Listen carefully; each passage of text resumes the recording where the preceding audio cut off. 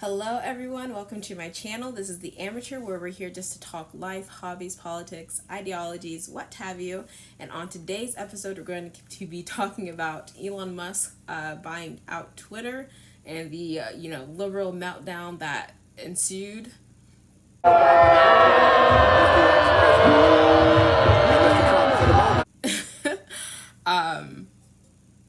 But yeah, before I begin there, I do want to start off by saying that the devil is the father of lies.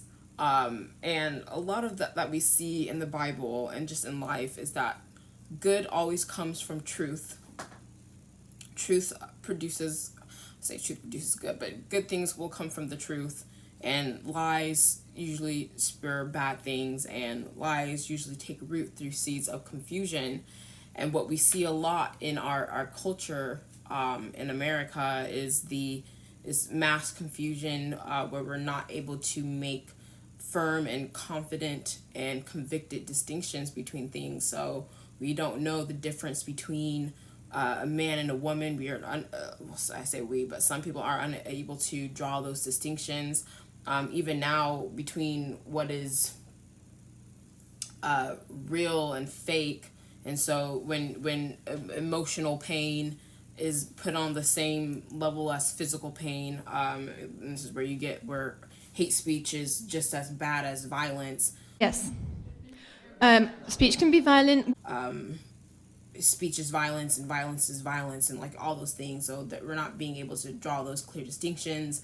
And what we're seeing now a little bit as well is we're unable to make those distinctions between what are things that should be expected of adults and things that should be expected of children. And so when we talk about the sexualizing and grooming of children, it's like there are something like, let kids be kids. They will soon find out the things of adulthood when they reach those stages, but while they're children, let them have their innocence and their purity before they're tainted and corrupted and perverted into other things of this world that will eventually come. And so that's kind of what a lot of the conservative personnel are trying to protect and conserve, is that innocence and purity of childhood. But that distinction is starting to be blurred, especially when you're talking about kids having the right or ability to make permanent decisions about their body at a time where they might not be able to even fully grasp the consequences. Like even the adults can't grasp the full consequences yet. That's expected of children. But besides the point though, because that'll all be relevant later down the line, but just talking about Elon Musk buying Twitter, and I'm just going to read a quick article. Well, I don't know if it's quick, but I'll quickly read it. Article of Elon Musk buying Twitter, and just kind of my thoughts on that. I don't have Twitter though. Some of y'all have dropped hints in the comments that I need to get one, and an Instagram. It's a little stressful, not gonna lie. But without much further ado, I'll go ahead and read this article. So this article is from NBC, so keep that in mind. NBC is a little bit more leftist leaning, I believe, or liberal leaning, whatever. But the article is titled "Elon Musk is buying Twitter. Now what?" And this was April 27th. I think this is before the deal had gone through. But don't quote me on that. Okay, so anyway, it starts off saying Elon Musk has finally acquired Twitter after a weeks-long saga during which he first became the company's largest shareholder, then offered to buy it outright. The world's richest person secured a deal on Monday, agreeing to buy the social network for $54.20 a share, valuing the firm at roughly $44 billion. What comes next for Twitter is anyone's guess. Over the past few weeks, Musk has hinted at changes he would like to see the platform make, but has stopped short of laying out a roadmap for the direction he wants to take Twitter. In a statement released after the deal was reached, Musk called Twitter the digital town square where matters vital to the future of humanity are debated, and said he looks forward to tapping into the company's tremendous potential. Here's what to know about Musk's plan for Twitter. Twitter is likely going private. Musk has said that part of the reason he wanted to acquire Twitter is because, in his view, the changes that need to be made to the platform can only be done if it's a private company. So what is Twitter right now then? Or what was it before? Was it not a private company? Like, was it a government company? Like, I don't get it. What is it? I don't get it. I'll have to look that up. Maybe I'll show a blurb saying what it is, but that I don't. That's interesting. I thought Twitter was already a private. When I say private company, I mean like it's just not. It's not a public like government ran company. I guess that's my only distinguishment between private and public. It's public is public. If it's public, that means that people are paying for it. It comes out of taxes, government funded, government ran. But if it's a private company, it's like someone's business, and they might have a couple of a board or whatever. But I don't know. I'm not familiar with the entrepreneurship world. But continuing, it's a sentiment that Musk shares with Twitter co-founder and ex-CEO Jack Dorsey, who tweeted on Monday that the company has been owned by Wall Street and the ad model. Dorsey said that going private is the correct first step. Though Twitter's board unanimously approved the sale, the deal will still need to be approved by shareholders and be subject to a regulatory review. CEO Parag Agrawal, I hope I pronounced that right, said he expects the deal will close in the next 3 to 6 months. Shareholders are going to have to look at whether or not they think this is the best deal they can get with Twitter or whether they can do better without Musk, Eleanor Bloxham, CEO of corporate advisory firm The Value Alliance, tells CNBC Make It. If they accept Musk's buyout offer, they will be able to sell their shares for $54.20 each. Shareholders can also hold on to them until the day the company goes private, at which they will be cashed out at the current trading price. I never understood stocks. We had this whole stocks class in like elementary school. I want to say it was like the 4th or 5th grade, and I still never got it. Did I pass it? Maybe. I don't even remember, but I never got stocks. I just let other people handle that for me. Anywho, Musk wants major changes. Musk has framed his pursuit of Twitter as one necessary to preserve free speech. Although he hasn't said specifically what he wants to change, he has been critical of Twitter in the past, suggesting that the platform stifles free speech and engages in censorship. Over the past few weeks, he has indicated that he would loosen Twitter's content moderation policies and pull back on efforts to rid the platform of bad actors who violate the service's guidelines. Musk has also said that he hopes his ownership of Twitter doesn't cause anyone to leave.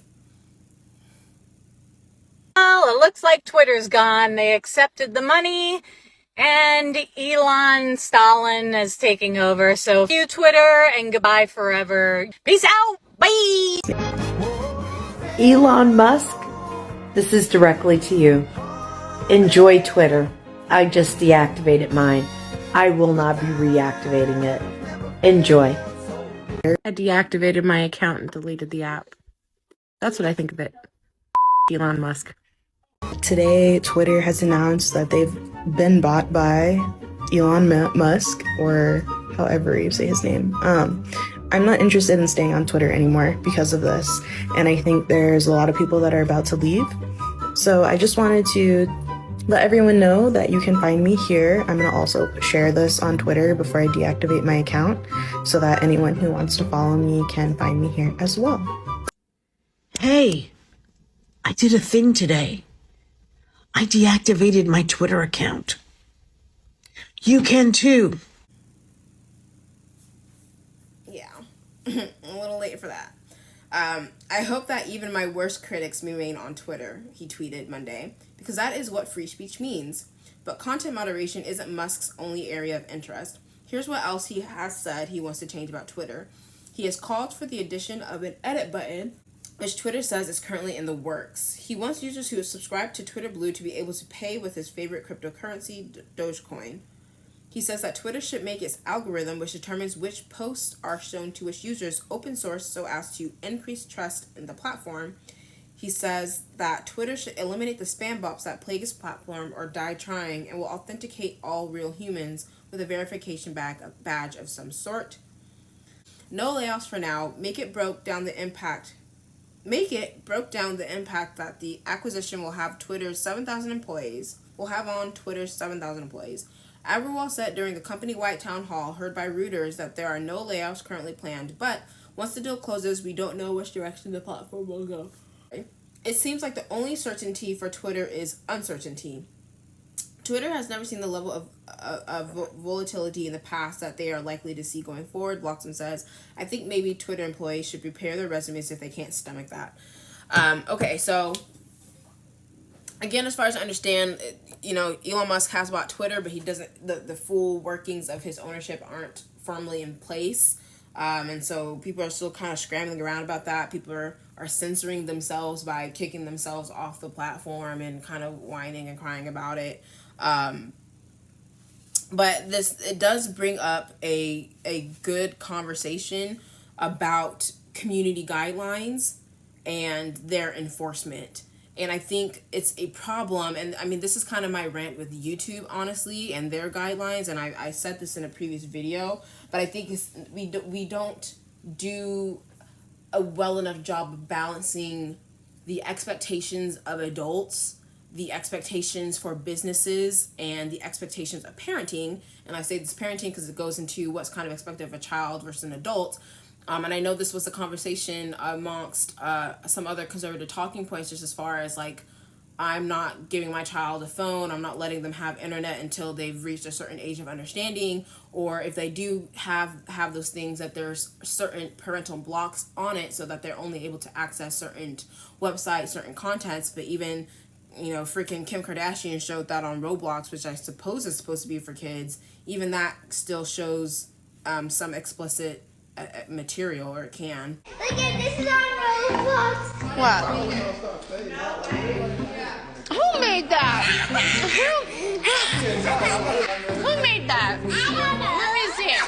Let me see. Click on it. Oh, this is a character on Roblox. What it says? What? I know that it said something super inappropriate, like Kim's new sex tape. No. And so I think it's a matter of having that right balance of expectations. So like, especially with understanding the internet, like the internet is real, but it's not real. Like, I'm real, but I'm not real. On the screen, I'm just a 1 and 0. I'm just a video showing, you know what I mean? Like it's the internet. It's the internet. It's different.